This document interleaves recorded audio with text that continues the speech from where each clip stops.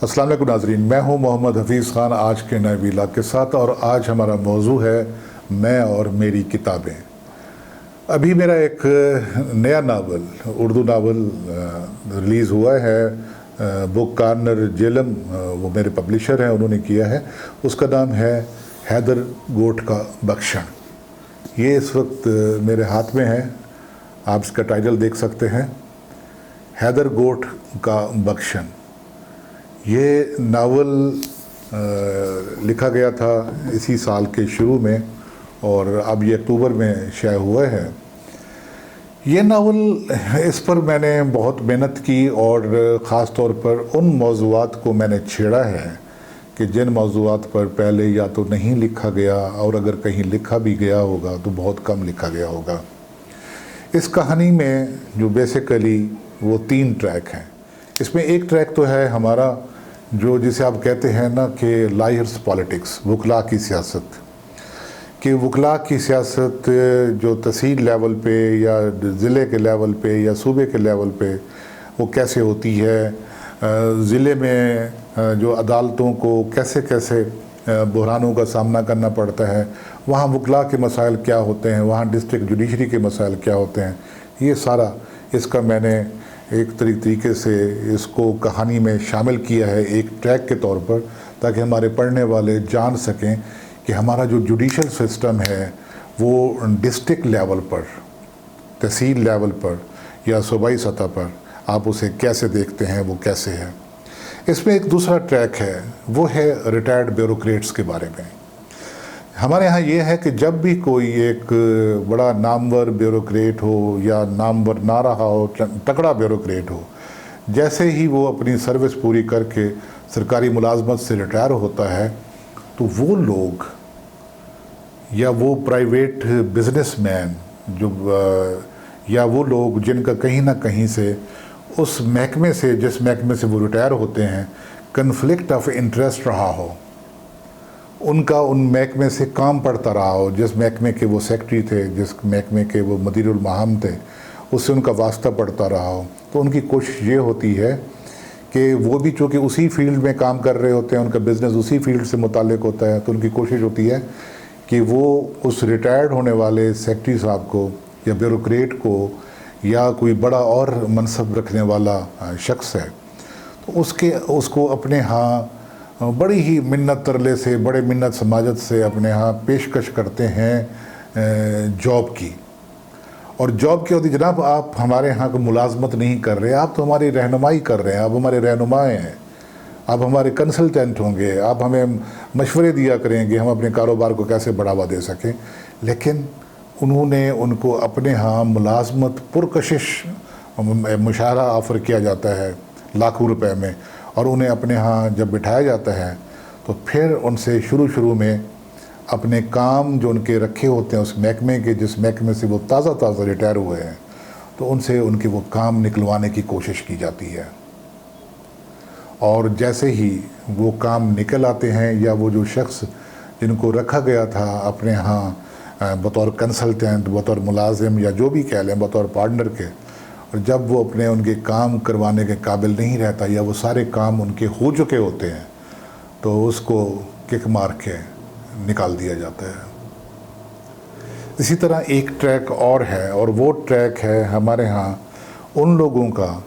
कि जो grass root level से निकलते हैं, क्राइम की दुनिया में आते हैं और बहुत बड़े क्रिमिनल बनते हैं। उसमें एक बख्शन नाम का आदमी है कि जो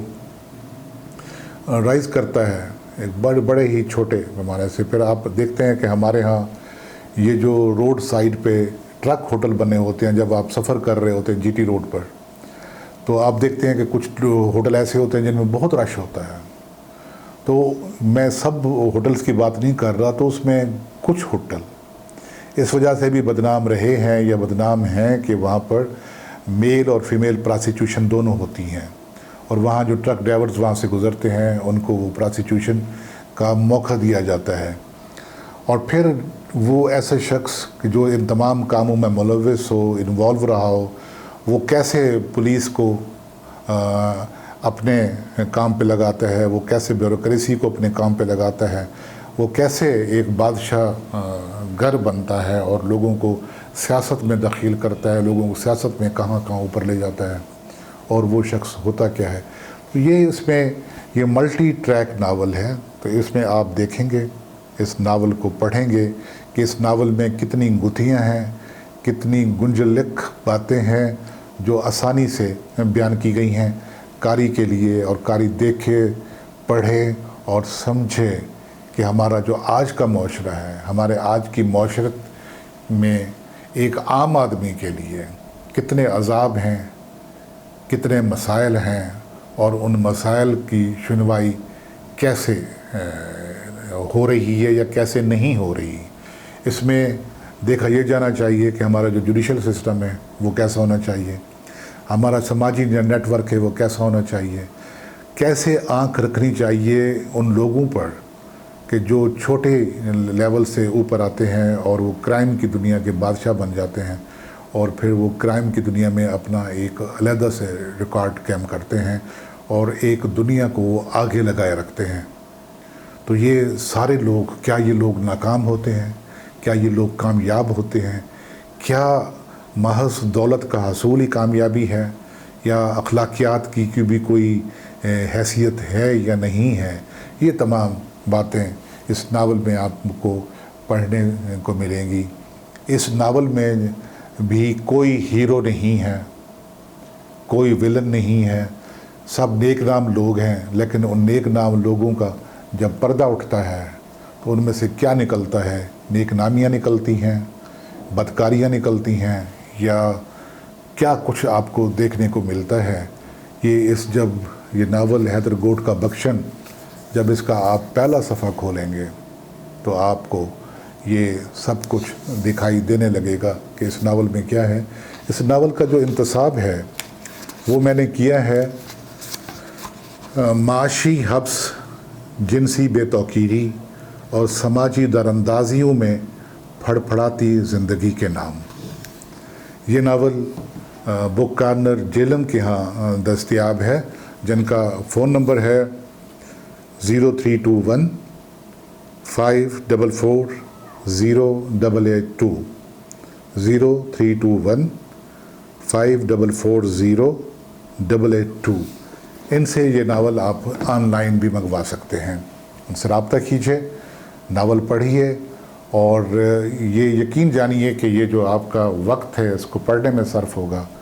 آپ اسے اپنے وقت کا ضیاع محسوس نہیں کریں گے، یہ میں پورے یقین سے کہہ رہا ہوں آپ کو۔ تو ناظرین، یہ تھا ہمارا آج کا ویلاگ، جس میں نے اپنے نئے ناول حیدر گوٹ کا بخشن اس کا آپ سے تعارف کروایا۔ اس کے ساتھ اجازت دیجیے محمد حفیظ خان کو۔ فی امان اللہ۔